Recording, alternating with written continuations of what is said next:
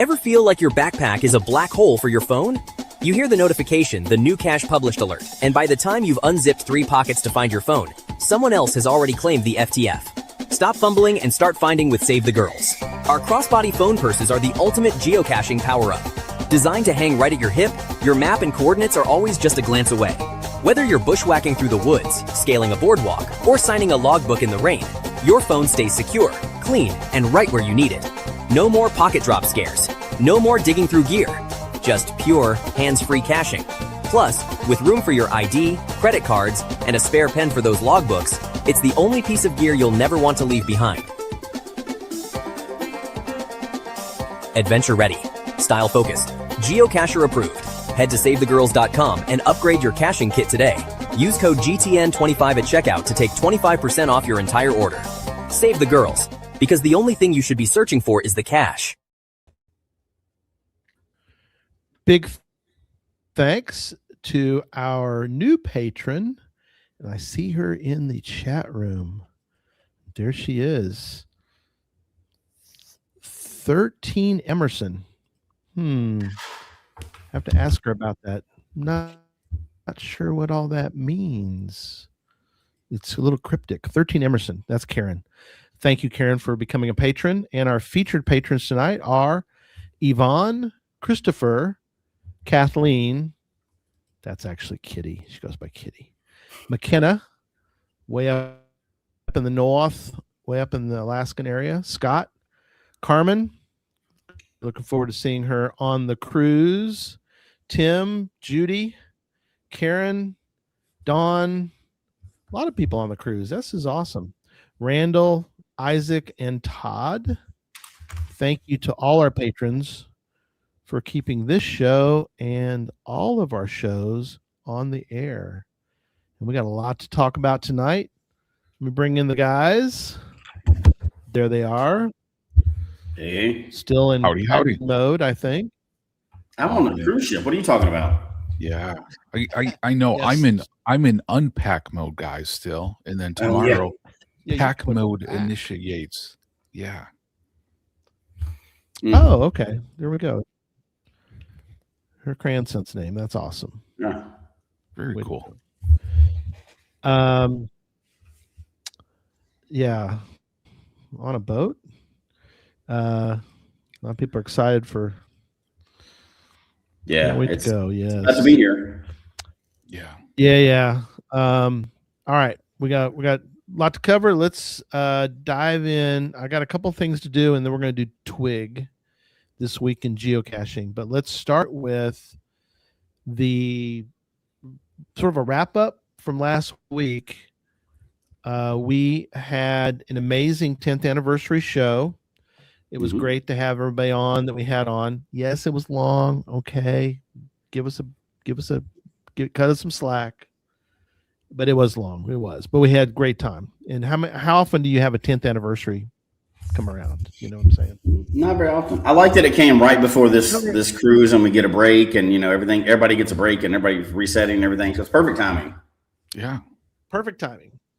But we had I did a couple of things yesterday or this week, guys, is that we forgot to talk about the audio listeners. And I was like, oh, dang, because I had a note in our notes, but we got so busy with so many things that I forgot to, A, thank the audio listeners, and then B, give them, because they can't do we do the spin the wheel and, the show. So the audio listeners missed that. So I made up a thing for the audio listeners and said, if you'll send us an email and tell us why you love Geocache Talk, I'll enter you and I'll send a coin out for all the audio listeners. And we got a bunch of audio listeners who sent us their entry. Yeah. So big thanks to all of our audio listeners, even if you didn't enter the contest. Right. We are so grateful for you guys. It's amazing. And we have a winner. So I'm going to read you guys the email he sent. All right. It says, "Good morning, GTN team. This is Jonathan, better known as Trout Pro, like he's a pro trout guy. Trout Pro, currently of Concord, North Carolina. I'm grateful for you and your programs for a number of reasons. I've been an avid geocacher for nearly 20 years, since picking it up as a teen in Boy Scouts. We got to talk more about Boy Cool. Scouts too, because that is huge. And so grateful for the Boy Scouts. I've tried numerous geocaching podcasts over the years, and yours is the one that stuck because of how well you balance the travelogue / twig portions of the show with deeper dives on different aspects of the game. Your discussions frequently remind me of how each person plays their own version of the game, quote, within the rules. So there you go. And that it's okay for each of us to have our own tastes and preferences. As a father with young children at home now who aren't quite old enough to be tramping through the Carolina woods yet, and a working professional, I'm also grateful because even though I'm not able to get out caching as much as I used to or would like, I'm able to enjoy hearing about the game we all love each week on Spotify. So that's critical. Is if you have people that you watch the show and they're like, I don't really have time to watch YouTube and watch some show. You can say, hey, get on Spotify, put in Geocache Talk, and it'll be right there. All the audio is right there. Thank you for putting this wonderful show together. Please keep up the good work. Lines, Jonathan, also known as Trout Pro from Concord, North Carolina. So he won. That's very cool. Coin. That is awesome. Yeah, Coin sent hers his way. So, but you know what? I think the reason why that resonates too is for us anyway, is because that's what the message we're trying to get across constantly is. Yeah, we all three of us play the game very differently, and we interview people from all parts of the game, and it's not just by random that Gary picks those people. It's because we want to show every aspect of the game, and I think that's what we really try to put out there is you can play the game however you want, and there's no right way or wrong way to play it. I mean, unless you're hurting somebody or doing something illegal, you're not playing it wrong. Even if you think you are, like Christy commented that somebody made a comment somewhere that they only log about 25% of the caches that they find, and she had never heard of that before. And I was like, no, some people don't really want to do the online part of it. They don't log it like that, and doesn't hurt anybody. And I think it's totally awesome that people can find their own ways to play. And I'm glad that somebody recognizes that. And it's because that is what we're trying to get across, right? Without hammering it over everybody's head all the time. But the fact that somebody recognized that is pretty cool. An audio listener recognized that. I love that. Yeah. And I love when we hear from listeners, like even when we were talking about Wales, gave a shout out to people in Wales. And then we had some Welsh geocachers reach out, It's just so cool. So, I mean, I just love it. I mean, any audio listeners, it's always great to hear from you, and definitely email us. We love to hear these things. Oh, absolutely. And even more than that too, that 100%. And I think we covered it last week, but in case anybody missed it, I want to make sure we hit the point right. I know we were trying to talk around it a little bit, but the reason why we thank the patrons, the reason why we thank the listeners all the time, it's not just because hey, we want to be the face or voice rather of geocaching. That has nothing to do with it. That has nothing to do with it at all. It's cool that we get to do this show. I'm very happy that we get to do this show. But really, what that's all about and why we keep wanting to expand our reach, because, by the way, nobody's getting rich off podcasting and geocaching, in case you didn't know.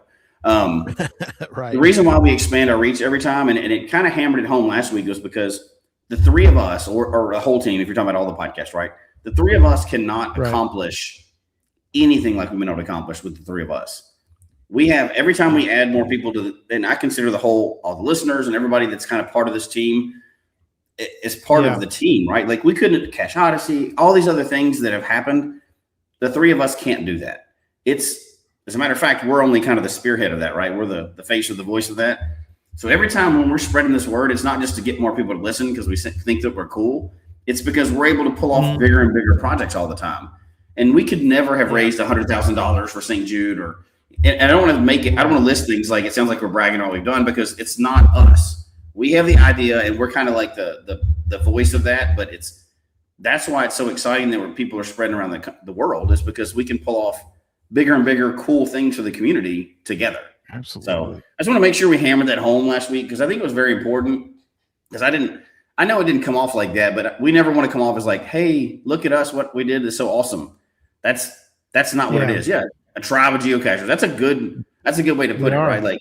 these are our people, and we do stuff, and we're able to do stuff. Now we get to report about it, but it's everybody doing it. It's not us, right? You know, I mean, we couldn't go to 50 states and do all this stuff and do all these things. There's no way. So anytime, when you get recognition like that somebody gets what we're trying to do, I love it. You know, yeah, we're giving them a coin, but also also thank you, because it's nice to have that recognition of somebody gets it. It's not just us trying to be, you know, what Gary always says, we have a voice for radio. I mean, a face for radio. We're not trying to be movie stars. We're just trying to spear some of these projects, right? So, yeah, I want to say thank you to him and everybody else that's sending those emails as well, because it helps us go, oh yeah, that's right. That's why we're doing this work, so we can keep all these people together to pull off bigger and bigger things. Yeah, and what we did, we got basically a whole international audio listeners, and we had several entries from in different parts of the world. So that was really cool. I mean, we really enjoy hearing from people in all parts of the world, and and our team has done tremendous. Speaking of, one of our team members is down in Louisiana. There he is, Electric Water Boy. I assume they're working on Geo Woodstock and stuff, but maybe not. Maybe he's just there to chill. But anyway, apparently it's raining wherever Tom is. So, but yeah, we it was great to have who we could have on. The only person we didn't have on that night was Charles, but Charles was out of pocket. But that's okay. We do have an incredible team. So, so we are looking forward to this trip, but let's talk about a couple other things first. A couple of other quick items, and then we'll get into Twig. One is the coins are back that we were out of. So Jasmer coins are back. We got restocked on those. The Cache Odyssey coins, we got those back again. Those were out of stock, so they're back. The bad news is that the store is on vacation, so I can't do any. So it sort of sucks. You're like, oh, you sucked us in with getting the coins, and then you're gonna pull it back real quick because they're not available. It's like, damn it. So anyway, yes, the coins are back, but not available right now for reasons that no one's here. Well, they are at the moment, but they won't be soon. Cache Fest. Quick note: if you're going to Cache Fest Savannah, hopefully, come by and say hi. Dawn and I are running the Challenge Academy. We talked to the Challenge Talk team and got marching orders. And again, I'm there for the snacks and hold the wheel while you spin it, and that's about it. Dawn is more of a challenge cache person that can answer some of those questions for you. So anyway, we're looking forward to that after the cruise. It's hard to even think about after the cruise right now. How can you think about after the cruise?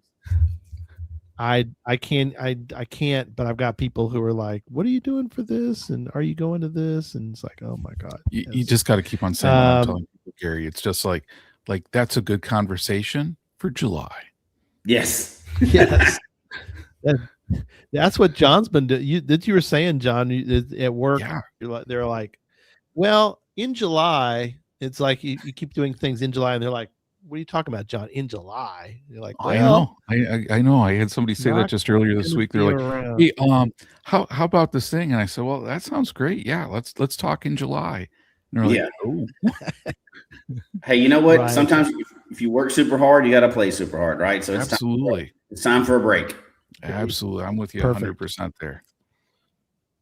All right, so over to you guys. What are some things that you want to mention in Twig? I know, John, you just got back home from your big trip. It was a work trip, but yeah, it was a work trip. So a little bit of combo.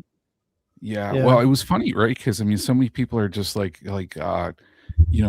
getting ready for Worldwide Cache Cruise, and I know like Jesse texted me and he's like, "Dude, are you packed?" And I'm like, "Dude, I have to unpack from like my trip I'm on right now." before I pack for the cruise. But yeah, I just got back in. I was up in the Adirondacks for actually like a week for a work conference, which was awesome. But like many people, right? You're driving somewhere, so you gotta do some caching along the way, right? So, my strategy was just going out there, finding, just some caches on the way.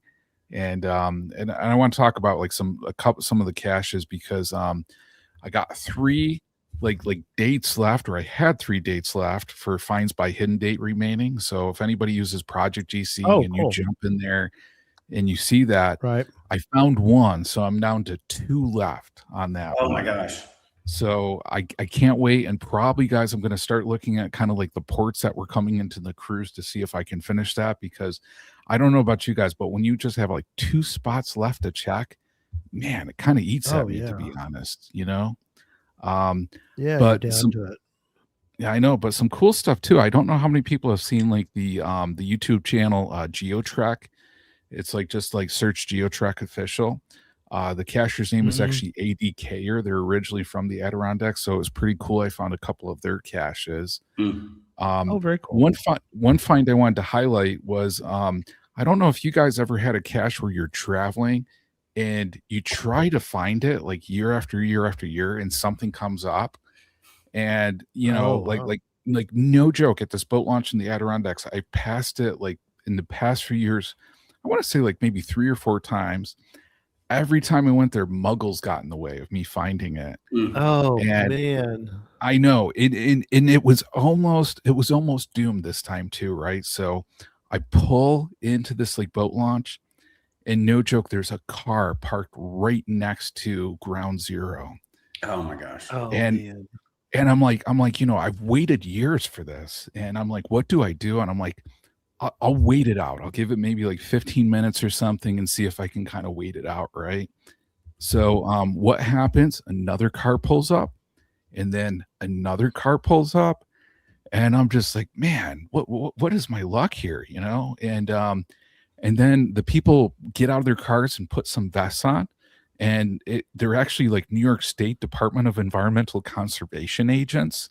Oh my gosh. So I'm like, what do I do? But I'm like, okay, they're legitimate agents, right? So I get out of the car and I walk to them, and they go, "Sir, can I help you?" And I said, well, yes, you may. I said, "Do you know what geocaching is?" And they go, "Yes." And I said, "Do you know you're parked right by a geocache?" And they go, "Oh, I'm so sorry, sir." They're like, would you like me to move my car so you can get the geocache? And I go, well, I can look for it without you moving your car, as long as you don't think I'm like creeping, on anything. Yeah, exactly. So, long story short, I found the cache, and it was an awesome one. Just awesome, incredible hide. So it felt so awesome finding that after years of not finding it. And I got to give a big shout out to the cache hider, Periodic Cacher, who hides some caches in the Adirondacks, because it was just such a cool find. And shout out to them for doing such a great job at that one. But I don't know about you guys, but for me, that just felt amazing to check that one off after like years of not being able to do that. Oh yeah, that cache for me is called Idaho. I've missed the whole state several times. The whole state. But now it's so long. I'm like, we were talking about this the other day. I'm like, I don't want to just go and grab a cache now in Idaho. It's the 50th state. We're going to mark it off. We missed it like 4 times. I'm going to have to do something big, an event or something, right? Because you can't just let it wither. It was supposed to be 49, not 50. So I'm going to have to do something. I don't know, but we'll see. Yeah. You got to do an event, maybe a coin, something to wrap up. We're not going to do that anytime soon, but we're gonna hold on to that until we come up with a good idea for it. And oh man, that's good. You got to do it, because when you have something like that, man, you got to make it worthwhile. Well, and there's some old ones up there too, so we can make a full thing out of it. So yeah. I got to talk about a few other highlights, guys. It's Go for it. One of them was, go for it. My mom went to her first geocaching event too. Woohoo! Nice. I know.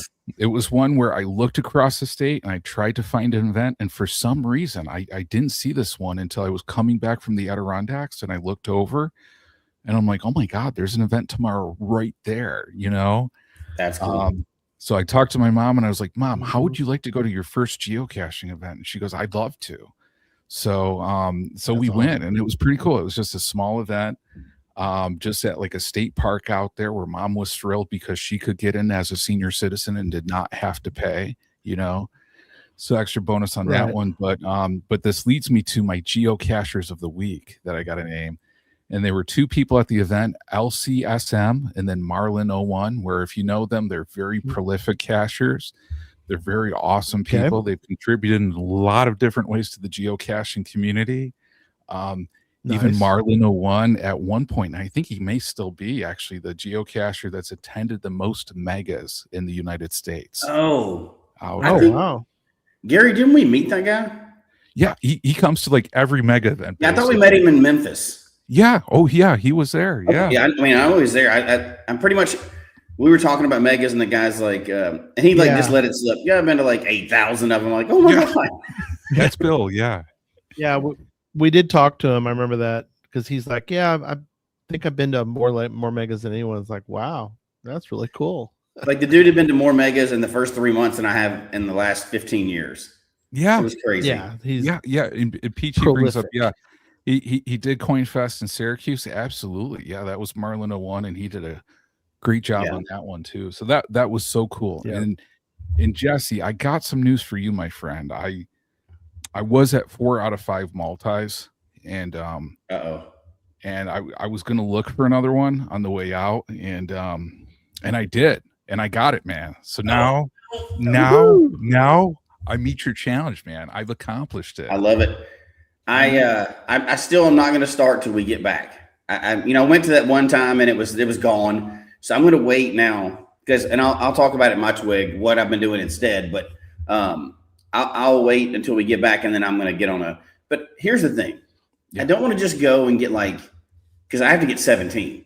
I don't want to go and get them like in a power trail. I want to go find like 17 good ones. I got like 6 months to do it, but I want to be able to report good ones, right? Like finished all the way at the end, and not just like a power trail of them. But and I know you haven't been doing that, but I want to resist the temptation to do that. So you're gonna have to hold me accountable to that, so I don't get like 17 in one afternoon. Well, let's remind the listeners though, what's at stake though. If you do not get 17, do you remember what's at stake here, Jesse? You have to then hide a tribute cache to me. A tribute cache, right? Yeah. Tribute cache. Yeah. To him. Preferably reverse where I go and pickle pizza themed. Oh, so you get to pick the type of cache and then I get to pick the type of cache if you lose, right? But I don't lose. I found the 5. Well, you found 5, but we're gonna have a because I'm gonna get my 17. Oh, we may have to have like we might have to have like a final tiebreaker. Oh, okay. I see. So the rules change just a little bit here. Well, I mean, if I get all 17, the contest is over? We got to extend it past that. We're going to have some conversations on the cruise on this one, my friend. Oh, yeah. You know what? I heard they have adult drinks there. Oh. I don't know if you heard that or not, but I heard that. Okay. Yeah. If they have that, that's something. Yeah. Yeah. All right. Back to you. Do you have any more? Yeah. Oh, yeah. Right. I got a few more, man. Got to give a big shout out to Mr. or Dr. Jim Conway on this one for sharing the sweet coin I got in the mail, commemorating his incredible achievement of holding 50 events in 50 different states. I know we had him on the show a while ago, and I mean, how incredible is that? Too. Oh, you do? In fact, I also have that coin. Oh, you do? I do. We all have that coin. Now, the key though is, what number do you have? What is your number, John? Do you remember? Mine beats both of yours. I can tell you that. Ooh, I got 14 myself. What'd you get, Gary? Good job. Now I picked 16. Oh, because I was looking for 2016 because that was when we first started the. Dang, no way. Good for you, my friend. And number 1 is not available because he kept those. Oh wow, smartly he kept number 1, right? Like, man, good Mountain Bikes coins or whatever those famous coins are. So I've got coin number 2, and it's a good looking coin, and it's a coin for. And I don't want to get us sidetracked, right? But a coin like that is going to stay in my first of all, it'll never go anywhere because no way.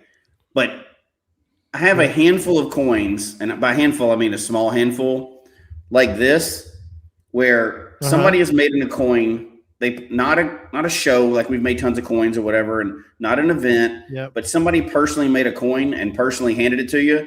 Those to me are like one of the best things, right? Like, absolutely, I will protect that coin as long as I'm in this game because that meant something to somebody and they handed it over. It wasn't just like, no, I'm not dissing any other kind of coin, right? But you can tell when somebody makes a coin that's special to them for something they've been working on. Yeah. And he made a very limited amount and only gave it. Now, it looks like he gave them to everybody because we happen to be working with him, right? But those are I've got a few coins like that, and those are the ones that I value more than almost all the other coins because they're just awesome. Plus, I agree. Absolutely. That's a huge. I know we talked about on the show, but 50 events in 50 states. That's insane. Yeah. Well, and you guys on Worldwide Cache Cruise, Team Conway is hosting an event. Yeah. You know, outside. I was at one of his events this morning. Oh wow. But I'll get to that in my twig. Yeah. Well, I'll wrap mine up, guys. So just a few other quick things on here. The Geo Woodstock 2027 Giga status update is the wheel attempts have exceeded 600. So for those that don't know, in order to be a gig event, you need 3,000 wheel attempts for Geo Woodstock on there for 2027. So fake news.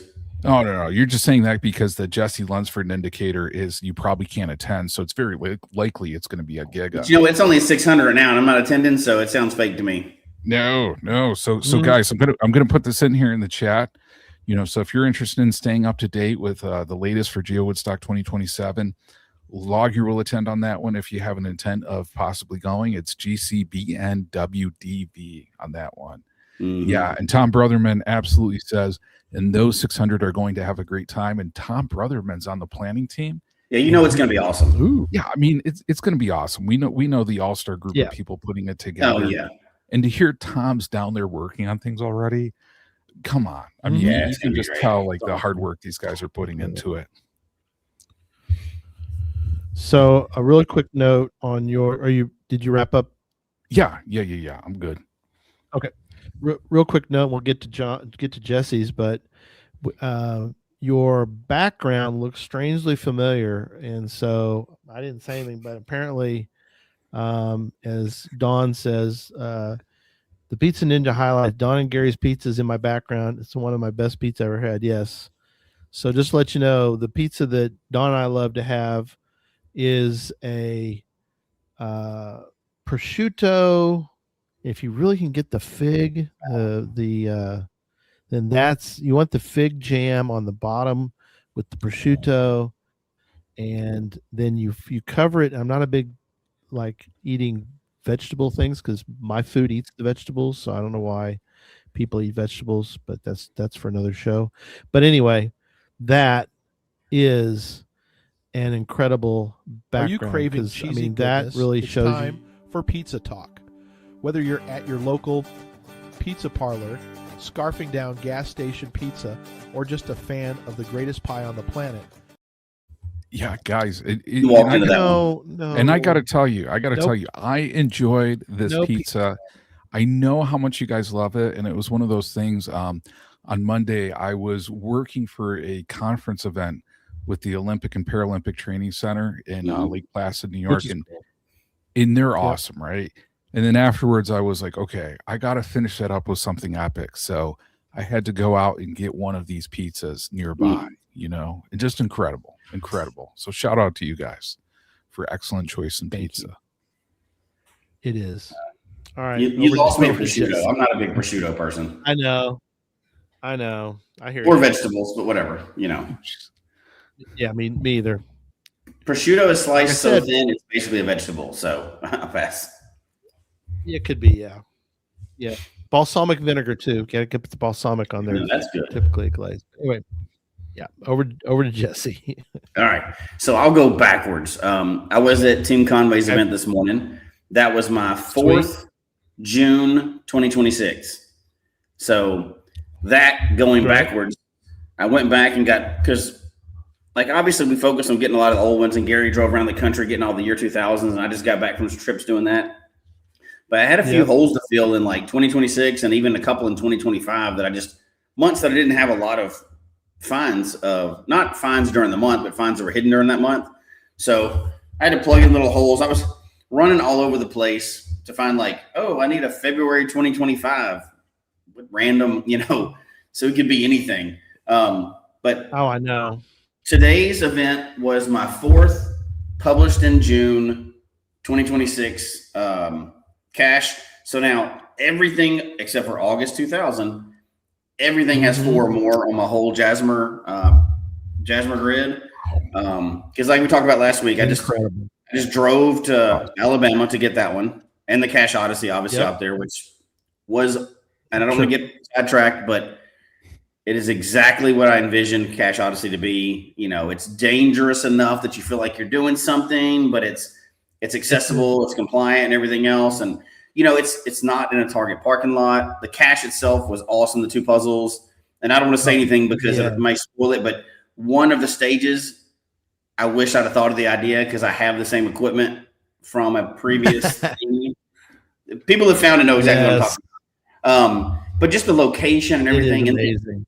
I drove to Alabama and got those. And then before that, I flew out to Portland. That was like a 1-day turnaround trip, and it was crazy. I stayed in a hotel under construction to save money, and like I got a free flight from Points, and I had like the smallest wind-up car that exists to like drive around in the the mountains or whatever. But it was all worth it, and getting all the. So that's really what I've been working on in the Twig, is making sure every single one of those was. Shout out to. Just Whiskey Sours. I want to talk about that some other time, but not today, because I loved it so much. And that and the 2 Portland ones really are encapsulating what I'm going to be doing when we get back. I'm going to be slowing down. I'm going to be targeting caches a little different. I'm kind of intensifying what I wanted to do. Write a good log. That's my new goal and to do that, you got to find a cache that's worthy of writing a good log. So that's kind of the second prong, what we're going to do for the second half of the year. And, still got to do our Earth Cache bingo. But other than that, we're just going to be going for, if I don't think I'm going to have a chance of writing something good and having a good adventure, I'm not going for it.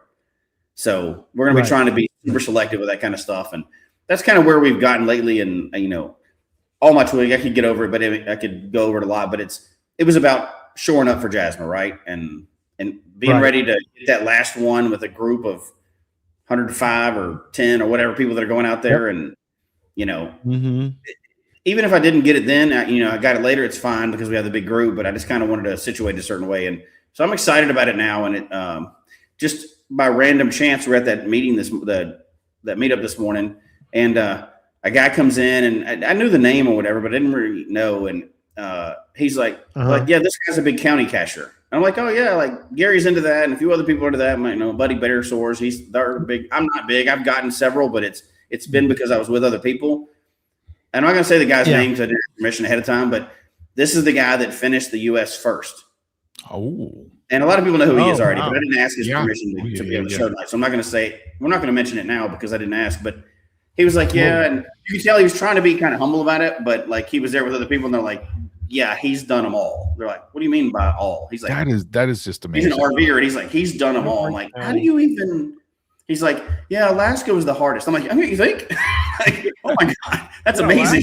Like, I can't even imagine the time it takes to do that. And I also heard recently that there's one person now that has finished both the full Cache Odyssey and the full Caching Across America. Oh, no way. Yeah. So one person has now finished it. Again, I know the name, but I'm not going to say it now. We're going to confirm that it's true or whatever. But this person has done it on both. I'd love to like say something about it on the show, but I want to get permission first, of course. But sure. I mean, talk about incredible achievement. That's amazing. Both of those, like as is, but those combined, incredible. Yeah, come on, that's amazing. So it's been fun, and like this trip coming up, which we're about to start talking about. It's amazing to talk to people that have done something crazy in the game, like, host an event in 50 states or go to all. And it's not about the numbers. It's about they set a goal and then they just went after it. And that might be a goal that nobody else cares about, but they do. And I think that's just so much fun. But that's it. I'll wrap up. I'm not going to get into every little detail, but that's kind of where we're at. I'm ready to talk about the cruise. Cool. Yeah. Actually, I'm ready to leave and go on the cruise. Yeah, I hear you. I was going to say, like, when are we all leaving for the cruise on this one? Tuesday for me. Tuesday for you. Wow. Yep, we're leaving Tuesday. Oh wow. Well, we fly out, which is kind of weird. It's just one of those things where you don't think twice about it, but for some people it's like, wait, what are you doing? It's like, well, you fly out in the morning from the US, and if you fly east, you're just like losing time. You know, you're just spinning the clock as fast as you can. Yeah. Because we land at like 8 a.m. the next morning. And you're like, oh God. So yeah. Oh, there you go, Jesse. You gotta get a little respite. I'm aware, so nobody needs to be given any updates. The weather has delayed it. I need the CFO. I need podcaster points for this because I've been a UFC fan a lot longer than I've been a geocaching fan. Yeah, and I'm missing the biggest show in history. So she's in there waiting. Delayed. She's got it on pause for me. So oh my God. I'm just saying. It's on delay. Yeah, there you go. Well, it is now, but we didn't know it was going to be. So I'm kind of happy it's delayed now because I get to watch it afterwards. We appreciate you being on board for this. It is a big event. I would say so. Yeah. So a couple little quick notes for people who are like, wait, what are we talking about? So we're going on a Scandinavian cruise, best of Scandinavia, and I'll give you a quick round highlight reel. We going over. We go to Amsterdam. We board on Sunday, the 21st of June, on to the ship. We are then going to the following ports, and that will be we start with Oslo, Norway. We've got Skagen. It's pronounced a couple different ways, so give me a break. You can. I watched a video the other day from a guy, and he pronounced it about 6 different ways in the video, so I think he was struggling too. Skagen, Skeen.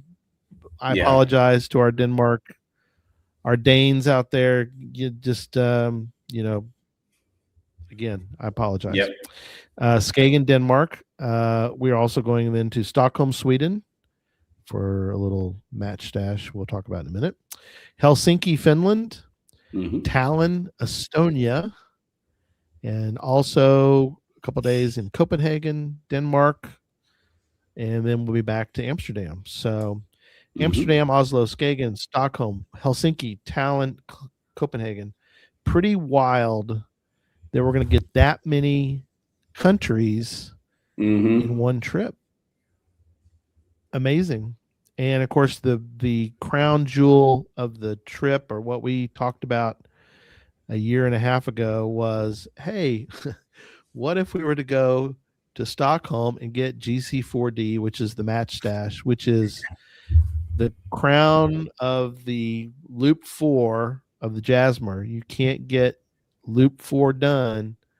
You can do all 3 Jasmers in the U.S., but you can't finish the 4th loop unless you actually travel to Stockholm, Sweden. And so we plan that to be there. So I have a couple notes. I want to get you guys' thoughts on this. All right. Jesse, of course, is at a point, and I thankfully am at the same point, which is one away from a 4th loop of the Jasmer. And let me tell you, it has been a love-hate of Jasmer. I don't know about you, Jesse. I know John's done quite a bit, but he's still got a lot of adventure left to get that. Now, the cool thing is, go ahead. I was going to say, I was do. Just gonna say real quick. Yeah, but I'm so close. I only have I can't remember, what is it, like 4 or 5 months, to get my first loop. And for me, it's just amazing, like talking to people and seeing how people are going through it. But even as I'm coming up on this first one, that hopefully I'll finish within the year or so. It's just amazing the journey that people have and kind of the experiences people have in the game. So I get kind of like Gary, like saying there's like a love-hate relationship to it. But Right. I gotta miss something, guys. Like for me, it's like such a throwback trying to find some of these older caches. Like I know when I was coming back from the Adirondacks the other day, I found what was it? It was like 1856 Mule Path near Letchworth State Park from like June of 2001, Yeah. Right. And it's like as I'm walking down the trail and seeing that, but yeah, and they're so close too. Yeah, Tomorrow Burger. Yeah, 3 spots left for us for the number 2. I mean, I think if anything though, I will say this cruise, like for you guys, it's going to be so awesome to finish up. But I mean, like what an inspiration for other people on the Jasmine path doing this as well. Yeah. Well, and that's the other too. The other thing that's cool about it is that, and I've told people, it's like, oh, I'm not going to be able to finish my 4th loop. It's like, yeah, but here's the thing. Go on the trip. This is what I always told people. It's like, go on the trip, come with us out to the match stash. And once you get that, then the rest of the Jasmers, at least if you live in the US, you can get the rest of the Jasmer caches within the 50 states. And so you only have one that is required. And then obviously you can find other caches within, year 2000. That's not, but I know that Retired Guy has done all of the 2000 caches, but it just was an amazing thing. Again, it's one of those things, and something that Jesse talks about a lot, which I appreciate that he does that, which is enjoy caching. You don't have to cache like everybody else. If you don't want to do Jasmer loops, don't do Jasmer loops. If you want to do them, do them. Or if you had no interest before and now you're kind of like, whoa, what is this Jasmer business? What are we talking about here? Yeah. Then you might find you're interested in it and you can go from there. I mean, Jasmer, in case you're wondering, is finding a cache that has been hidden in every month since May 2000, the very first, Mingo and forward, all the way up till today. So, of course, the joke for Jasmer people is that, like, say, midnight on July 1st of this year, nobody will have Jasmer. Right. Because you have to do a cache in July. So it's kind of a fun, that is weird. But anyway, to get all the old caches, the year 2000 caches, you do, if you want to get 4 loops worth, you got to go to Stockholm, Sweden. For me, it's not quite the same. So obviously I'm a big challenge guy. I love it. And if you are interested, if you don't know what we're talking about, or you don't have much information on Jasmer and the other challenges, go to Challenge Talk. They've been doing a great series about year 2000 caches. It's awesome. It's one of my favorite they've ever done. So if you want to know about that and the real excitement behind it, that's what it is. They do a good job of going over and detailing all that stuff. But for me, love-hate is not the right term. It's bittersweet.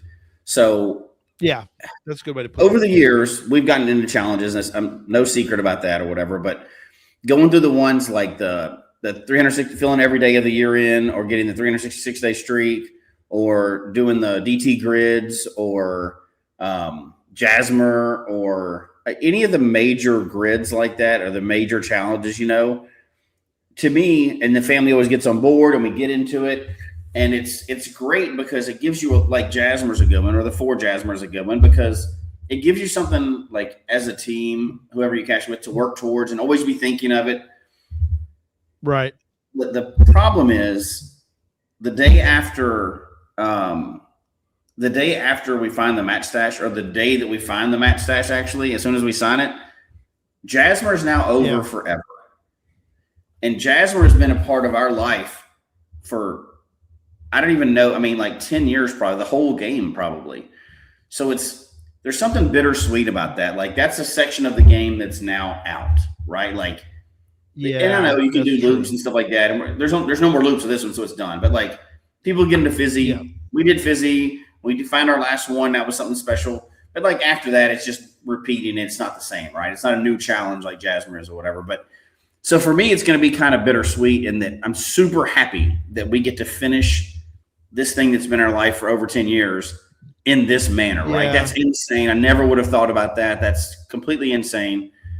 However, it's also over. So you're like, this is awesome, but it's like finishing a marathon, right? Like you're like, I finished it. Okay, now what? So So I'm really excited to go do it. And I'm also like, it's going to be weird after you're done because it's over.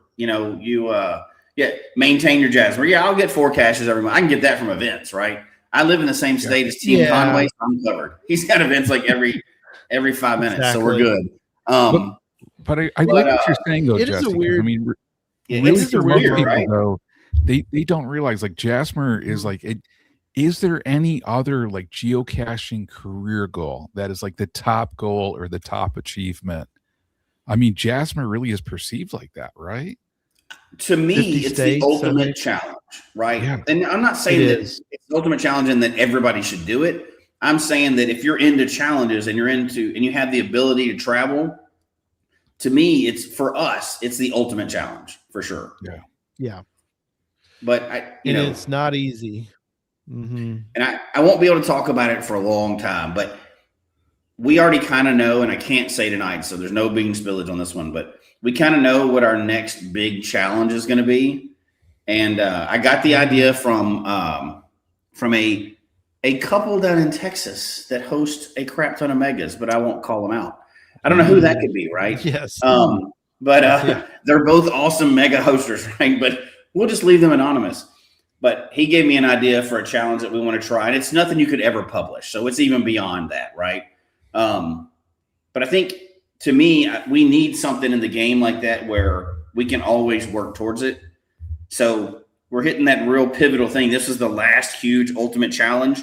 Now we're moving into the next phase after that. What does geocaching look like then, right? So I think it's really exciting. And I'm sure when we have 120 of our closest friends on this cruise that we'll be able to come up with some new stuff after this, right? So I've never even thought about doing that. Well, that'll be fun. But yeah, so I don't want to say love hate, even though I would say that I would say hate when you're talking about streak, but there was no love to it. I hated it all the way. But with this one, it's a bittersweet, and there's definitely, I don't want to say hate on it, but there's some love for sure because I have enjoyed. It's not over yet. I have enjoyed pursuing this challenge. So, yes. Yeah, I'm really, I'm excited about that one aspect of the trip, but the trip is so much bigger than that now. Absolutely. It is. Yeah, there's a lot. That's just the sort of the crown jewel of it. But yeah, I agree. It's been a whirlwind. I had planned to. I was going to do what sort of John's, strategy, which was get the match stash and then wrap up, Jasmine beforehand. Been caching a lot with Lost and Found 28, and she kind of pushed me to say, she was like, no, you need to go get them all beforehand, and make it a goal. And so it has been it's been a tough year and tough on the body. I mean, the Jasmer's, some of the year 2000 caches are rough, especially for someone who's not in good shape. Jesse in much better shape than I, although, I'm sure you've had to kind of be careful too, because your ticker is a little bit worn. Oh, yeah, I'm not under warranty anymore. So exactly. You got to have all your original parts to be under warranty. So I'm not under warranty, but you know what? I'm still giving it all I can. No, absolutely. But looking back again, some crazy moments. I, fell down one hill, didn't do any major damage, but definitely there's a lot of miles on this poor body here that weren't planned to be on there. And my knees are like, what the hell are you doing, buddy? What are you doing out here? But, made it. And again, it's Jasmer is one of those things where year 2000 caches just in general. I know for many people it's tough for some of us that are not in the best of shape, and so to clock those miles and to get out there and actually walk a lot to get to some of them. I mean, even something like the Christmas cache it's a hike to get out to Christmas cache. I mean, Yep. flat, yeah, but it takes a little bit to get out there. I mean, if you're in good shape, you just walk out there and you don't care. You don't think twice about it. Yeah. But if you're not, if your knees are a little bit, beat up and you got some weight on you, and I've lost some weight, which is great, but you just kind of need to be careful on some of these trips out. I mean, we had Phil with us, and fortunately, I've told the story before, but Phil was having blood sugar issues. Fortunately, we had a drink he could have to kind of keep his sugar levels a little bit higher, and it was, that's just my last thing to say about the love hate is just that take your time, be aware of these trips. Some of these 2000 caches are physically challenging, and we don't want anybody getting hurt out there. Cause I mean, I don't think people, sometimes you look at a map and you're like, oh yeah. And it's like, come on, you're a cacher. You got to think about this now.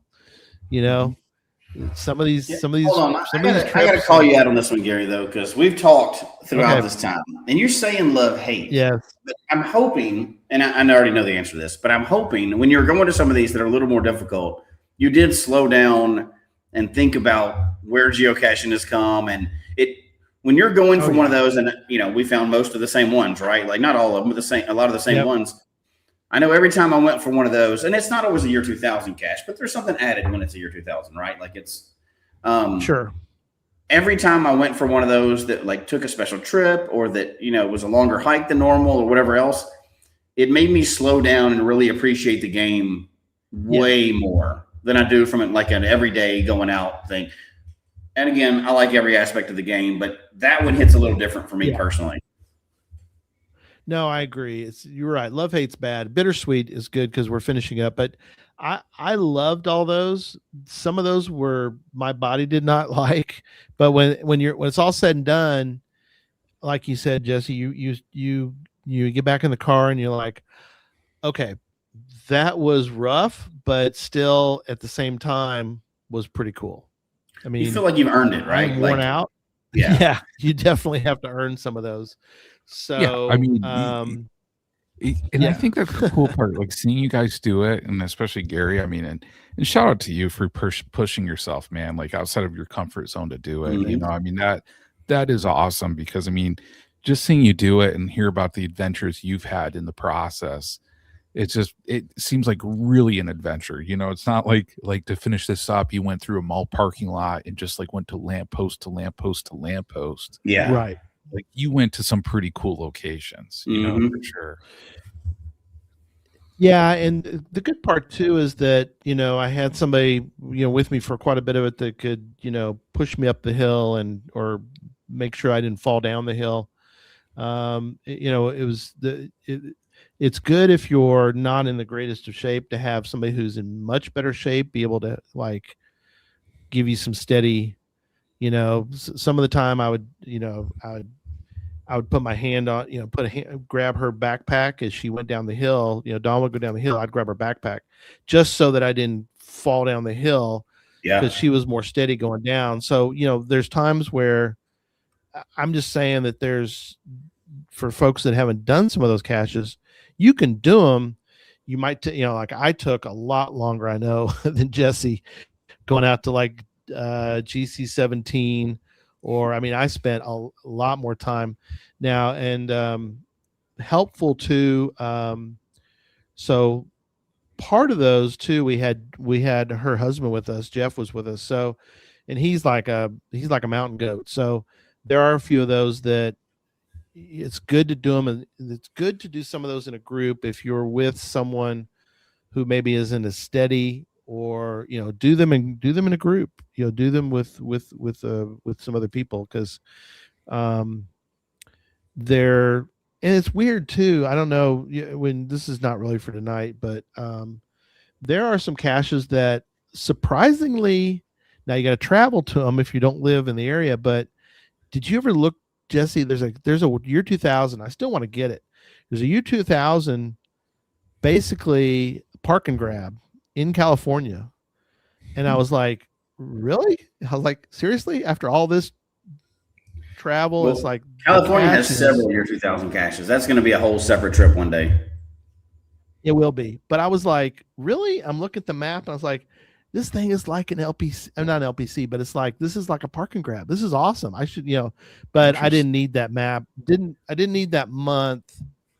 And so, you have to squish your battles down to whenever you can get out and do some of those. But yeah, I'm looking forward to, I am looking forward to some of the rest of the 2000s because they are pretty amazing. If you've never done some of the ones we don't think about anymore, Jesse and I don't think about them because we've done them so many, Terriall, decades ago, but that's a cool cache to go get if you've never gotten it. I mean, Mingo, for some people who have never been to Mingo, I mean, it's classic, but again, you got to find 4 if you want to find all 4. You want to find 4 that are in May 2000, and so, I still haven't done the spot up by John. I mean, that's a great one. Jesse and it's I a great did one. I'm looking 2 years ago. Yeah. I think, right? Yeah, it's been a couple years ago. Yeah, with Barry. Well, and I think this whole cruise is not about the match stash, although that's where it started, right? And I think to kind of wrap up this section or whatever, move on, because I know we want to talk about some other stuff before it's over. But I think we mentioned it last week, but I think, Gary, you're hitting on something very important that we need to come back to again in the future. And that's, this started as a challenge, but we want to emphasize that you don't want to bypass the adventure to get to the achievement. Enjoy what you're doing along the way. Yes, find an achievement, go for it. Obviously I'm the last person that's not going to say something different than that. Find a challenge, go for it. Find something to push yourself, whether your comfort zone is rappelling or walking a little further, whatever your comfort zone is, find a way to push yourself there, but don't get so focused on the goal that you miss what you're doing to get there. And I think this cruise forces us to do that. Like, you can't not focus on the fun because we're going to be on a cruise, right? So it's going to be awesome. But just like that achievement, we set a goal in place, and that was to go get this one cache.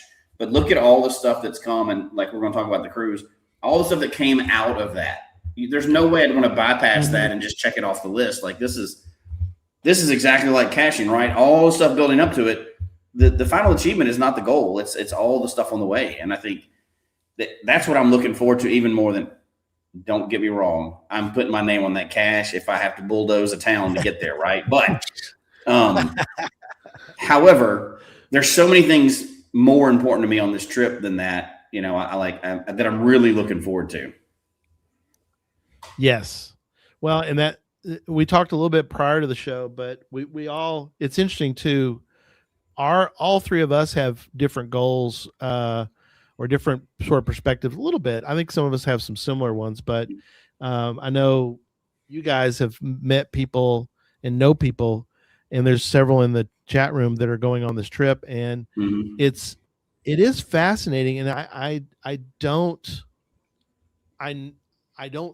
say that they're doing it wrong or right, because I've learned over the years since the beginning, as Jesse said, and I agree with fully, which is like, you do geocaching how you want to do your geocaching. I mean, that's the key.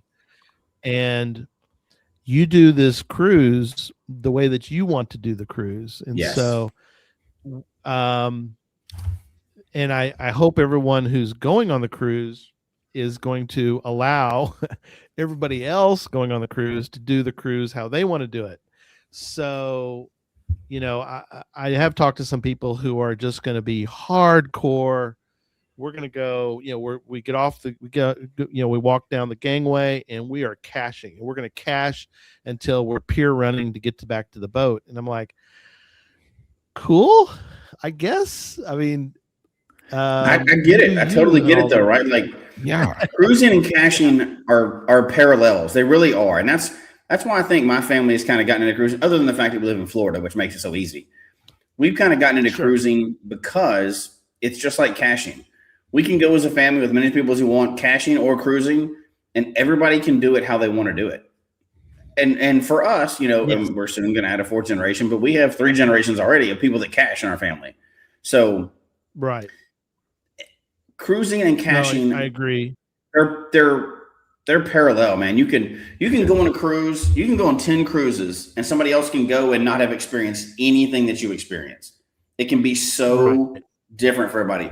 Geocache can be the same way. You can play the game for 15 years, and you meet somebody new, and they've never cached the way you cache, or vice versa. And it's perfectly okay. Yes. Because everybody can fit in whatever they want in these two things. I love the open platform of just, we're going to provide this, whether it's geocaching or cruising, here's this thing, enjoy it how you want to enjoy it. And that's so cool. I love that. Well, and I got to add on to that, because I mean, like, that's so cool as is. And it's just like, so many times, like, if it's like a mega or a giga, you talk to people about their goals and what they're going to do. And not always you get to hear from them afterwards. But I know one thing, like, I'm just so excited for is to talk to people, like, if they're just hitting the caching trails hard, like, get back on that ship later and hear people's stories. I mean, to me, like that is one thing I am just so incredibly excited to see the people, connect with the geocaching community, hear what people's goals are, and then to hear, the stories from this trip too, because I know there's going to be some amazing ones. It's going to be amazing. And one of my biggest things is going to be talking to people. Like, just like, once again, not a mega, but just like how a mega works. Did I say not a mega? I did. Okay. Just like how a mega works, like, I get caught up. I don't get very many caches found during a mega. Gary's the same way. I don't get very many caches found during a mega unless I'm going out with a group, because I'm seeing people that we've, connected with and stuff over the last 15 years and cache, and I get to talk to them in person. I don't understand how it's going to work this time, because I'm going to get to see, you don't get to see people 12 days in a row. You can go to 12 events in a row, 12 megas in a row. And not that we're going to be doing, because I'm approaching this as a vacation, right? Like, I get to go to Europe, which I may never get to go back to. Who knows, right? So I'm going sightseeing, and me and Chris are seeing all these things. But while we're on the ship, we're going to run into people constantly that we get to hang out with and talk to. And nobody's going to be in a hurry to go anywhere, because you can't go anywhere. You're on a ship, right? Like, we're literally going to be able to just hang out. And if you want to exchange, stories and stuff like that, that's great. If you just want to hang out and listen to singers or watch Gary do karaoke, because he already told me he's going to, or whatever. You try to dance on the dance floor. Yeah, those are the things that we're going to get to do. And it's a low stress environment. If you want to talk to people for 12 days or disappear for 12 days, not a problem. Everybody gets to do that. And to me, that's like the best kind of vacation possible. And especially for like a ADHD guy that wants to do something different every 5 minutes, it's awesome, because you can do something different every 5 minutes. So it works out. Or just sit and read a book. Yeah, so it's great. Go to the library. There's a library on board. You can go. I go to the library every time I go on a cruise. There you go. So it's interesting. We each have our own. There's so much to see. The other thing too that's crazy, that for me, one of the things that is, I wouldn't say love-hate or bittersweet, but it's so many cool places all in one. It's not like, I think a lot of people will go on a cruise and they're like, we're going, the cruise is going to Aruba and it's going to come back, which is cool. Don't get me wrong. But when you can tell somebody you're going to, we're going to Oslo, Norway, like, oh, cool, Oslo. Well, Helsinki, Finland. Oh, what is it going to? Oh, Stockholm, Sweden. Oh, wait. What Copenhagen, Denmark. It's like, well, which one's it going to? It's going to all of them. So it's like, and add in Estonia. I mean, I never would think in my life I'd ever go to Estonia, and it's insane when you look at.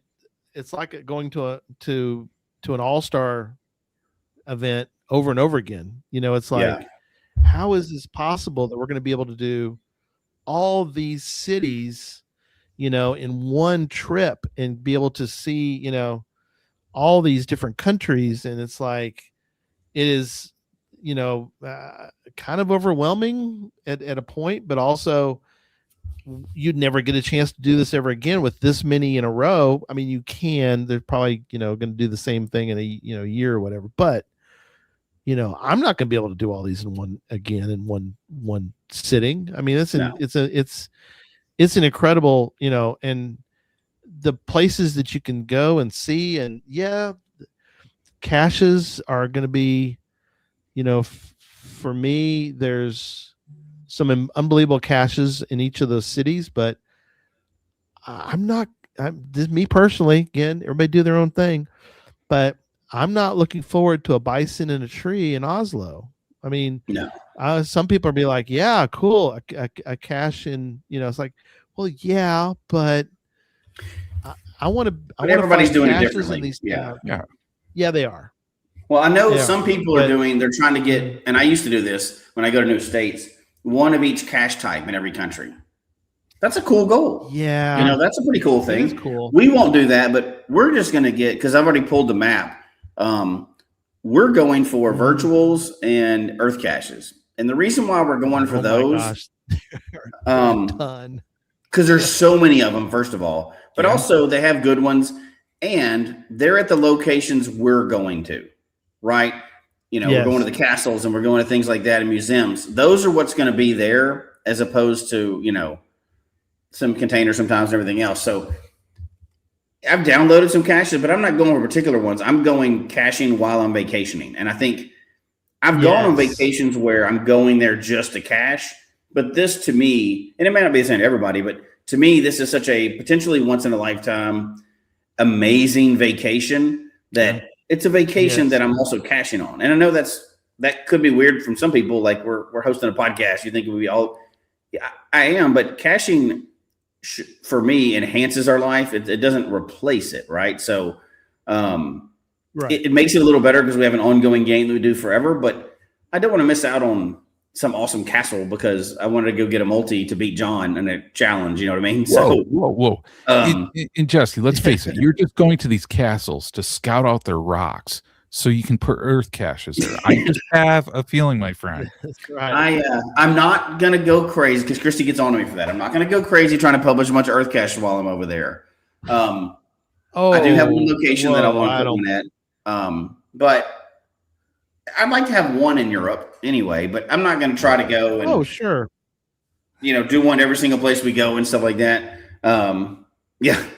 Yes, Christy would be upset if it became a caching vacation. This is a vacation where we're caching, but but I think that's the mix. Everybody's got their own mix, right? And as long as you decide what you want and then go for what you want and you're happy at the end of it, for everybody that's going, this applies to, because there's people that are watching that don't get to go, right? This applies to any kind of cruise or any kind of thing like that. Make sure you decide what your goal is so you can know if you reach it at the end, right? Your goal may be find one cache in the country and then read the rest of the week, or your goal could be, whatever it is. But, just kind of know what that is ahead of time so you know what to expect, I think. I agree. Yes. Yeah. It is interesting talking to folks and different, like you said, Jesse, before the show, I think was that somebody just bought their ticket, their airline ticket. Oh, people are still doing stuff. I mean, now here's the deal too. So insane. Obviously I live with an extreme planner, so it's not a problem for me, but I'm like Christy. Like some people were packed 6 months ago. Right. And some people are still like making hotel reservations and everything else like today. Oh my God. Now for some people that travel all the time, that's no big deal, right? They can travel anywhere in the world and they're totally comfortable doing that. For some people it's a once in a lifetime to leave in the country and they're planning 6 months ahead of time. But the funny thing is we're going to hear all kinds of stories and I hope they're all good stories, right? But like, of planning, because everybody plans for this thing differently, right? A big vacation like this. And it's hilarious to me. Like I get to sit back and kind of watch because I've got Christy. So, but I see a lot of people asking questions online. They're like, have you done this? I'm like, I don't know. I don't know if we've done that or not yet. What are you talking about? there's a few folks that, and we've kind of gotten our own little group going of not all 105 or 120 where we've got on board, but hearing some of the things and stories, and people are helping each other, which is great. Yeah, but yeah. I said before the show, I was like, wait, this person's asking this question. I'm thinking, oh my gosh, it's like, I'm glad they're asking it, but then I'm also thinking, you're asking this question about the cruise ship, and I'm thinking, wow, have you done any research at all on what Some people are comfortable like that, though, right? Like, yeah, they are. Like we interviewed somebody on the show a while back, and I kind of do a little bit of it sometimes too, but not to the extent this person was. And I don't remember what episode it was, but yeah, like I have gone and traveled domestically, but in different states or whatever, and I don't have anything planned other than I know I'm driving to that state, right? Like I'm going to get caches or whatever, but I don't know where I'm going to stay each day. I don't know where I'm going to stop. And like we do that once a year with our, like, kind of our, Barry and I used to travel a lot. Now we haven't done it lately, so we got to do it again. But yeah, definitely. We didn't know what county we would be in when the night ended, right? We know what state usually we'd be in, but not always. And that's how some people travel. And it's amazing to me that now I wouldn't do that internationally because I'm not that comfortable, but it's amazing to people. People are just like, I'm going to get on and go do what I got to do. And it works out for them. So yeah, and I respect people that freestyle cache. That's kind of what I call it when it's like, you don't have a goal. Maybe you have a place you're going or you have a general sense. But I mean, that's pretty awesome. I think if somebody's going to freestyle cache on this kind of trip. Well, just not even freestyle cache, but freestyle vacation. Yeah.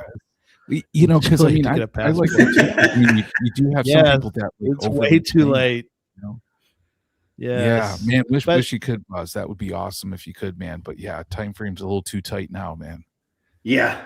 Now there was a lot of preparation, and I know we're not going to go into all that. There was a lot of preparation for this trip, and obviously it was compounded by the fact that we have a group going. We're trying to do certain things or whatever. But any international trip like this, I mean, it really takes a lot of planning and forethought, and you got to get ready ahead of time. And I don't know if it's something I would want to do all the time with a big, huge group, but because we hadn't done it yet, right? But I think there's going to be a lot of benefits to having the big group, all in one place. And if nothing else, the photo is going to be awesome with the match stash. And it's an interesting experiment that, when we started, I don't think we had any idea it was going to be what it is today. Yeah. Well, I just love when we started it. A question out there was like, what would success be? And I think the number we threw out for success was like maybe 10, 20 people, if 10 to 20 people came. Yeah. I think we might have said 25 would be crazy. Yeah. I think you're right on with that. So, I mean, exceeding that number. But the one thing I want to add too for folks, kind of like revealing the curtain a little bit behind the scenes, is most people probably don't know, like we've been having monthly Zoom calls, with the group on here.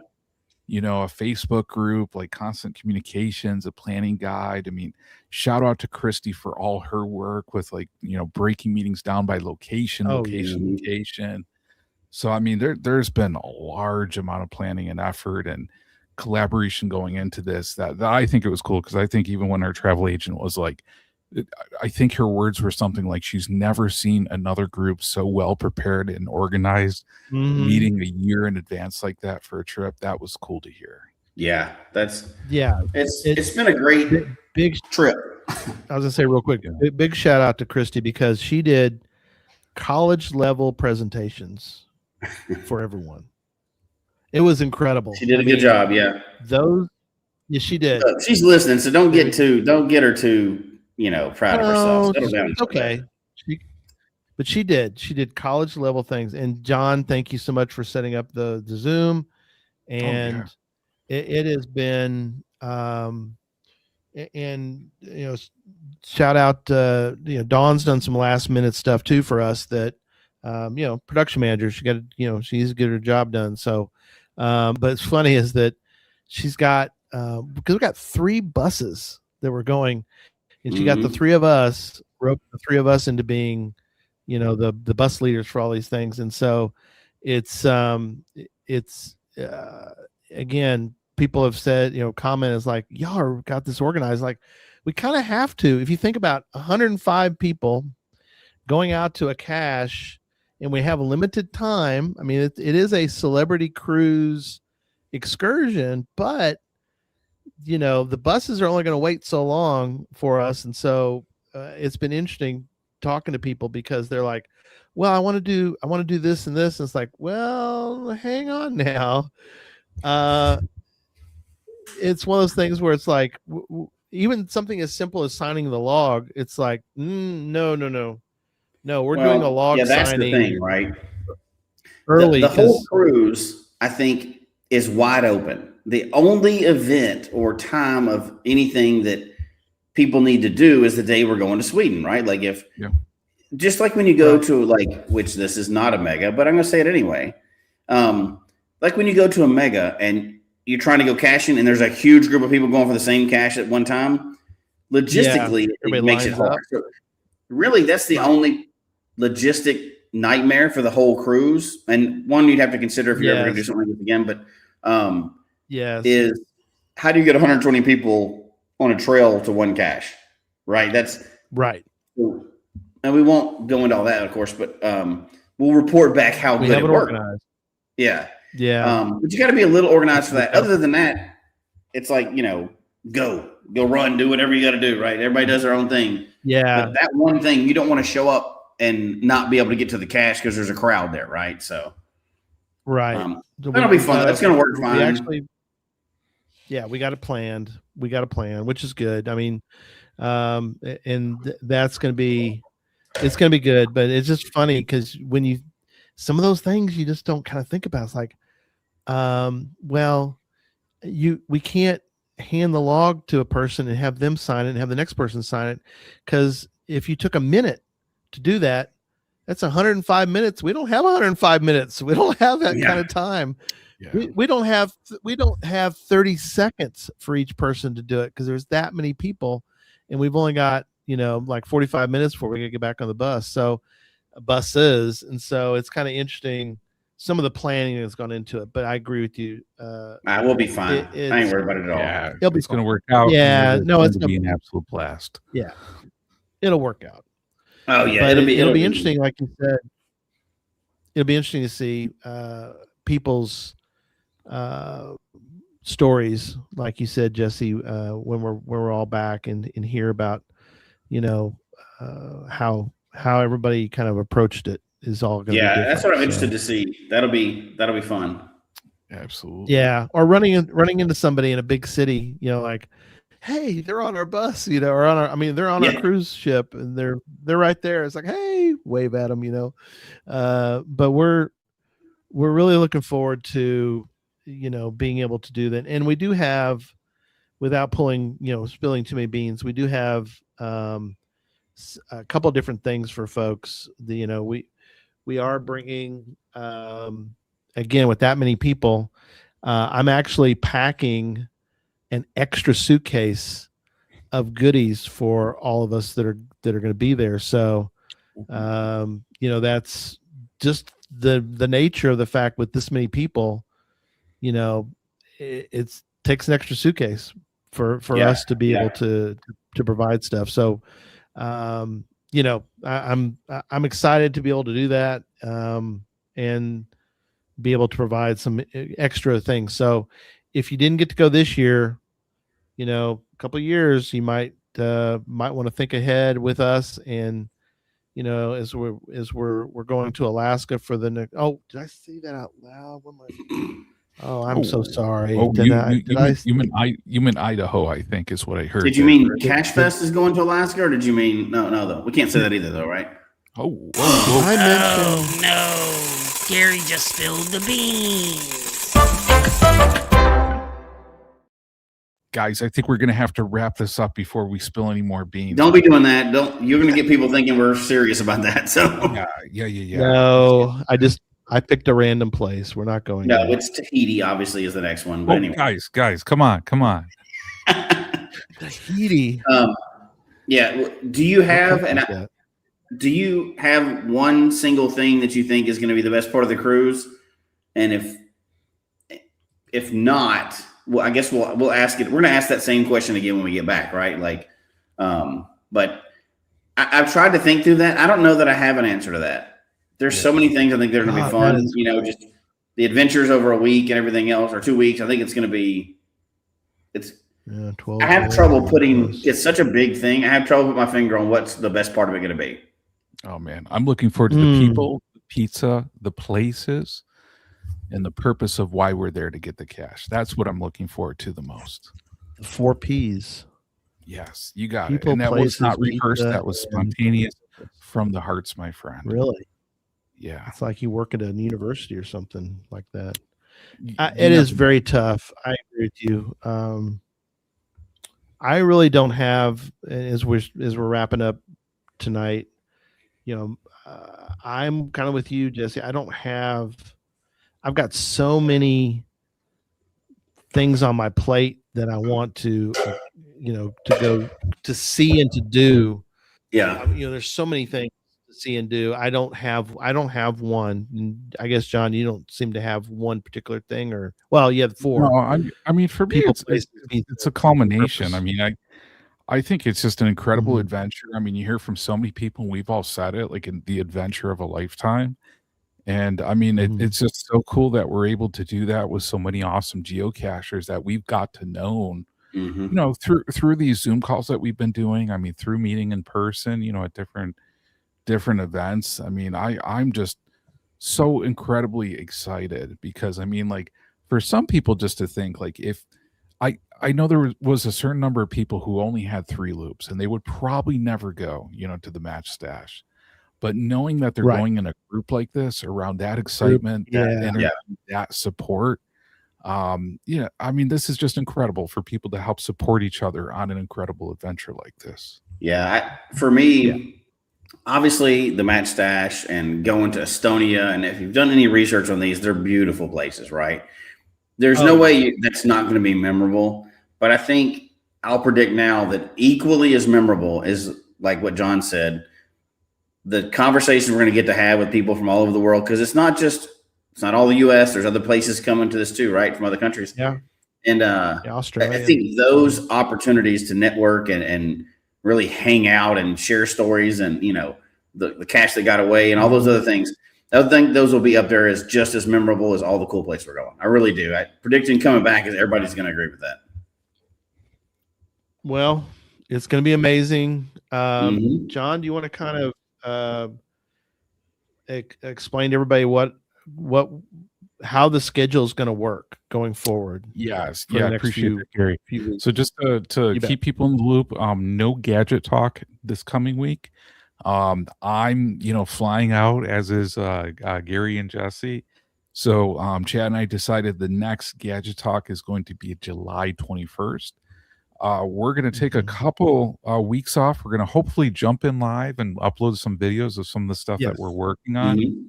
But our next scheduled show is July 5th, and we're calling it Worldwide Cache Cruise Part 2. So you've heard about what we're aiming to do and the adventure on this side. There's going to be some great stories of the adventures that we have, and we're looking forward to sharing with those with everybody on July 5th.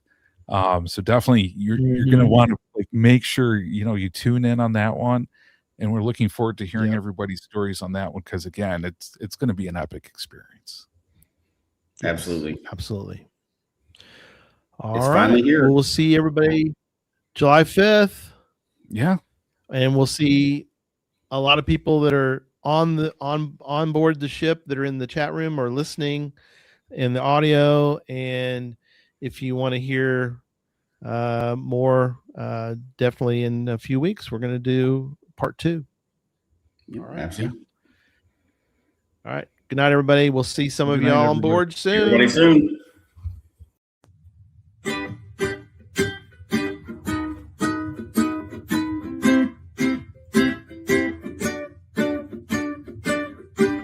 May your finds be many and your DNFs be few.